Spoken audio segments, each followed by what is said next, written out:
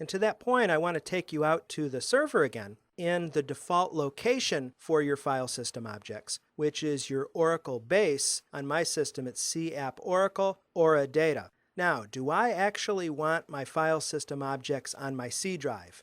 Answer is absolutely not, unless you're in a development environment and you don't care. We'll discuss those factors and how to move data files off your system disk onto another disk later in the training. But just for now, notice that the default folder location for your database data files is called Data, and then there's a subfolder that maps to the SID, or the service ID, of your database. In other words, your unique database name. And finally, these are the file system objects that comprise the database. We have the data files. These are the big files with the DBF extension.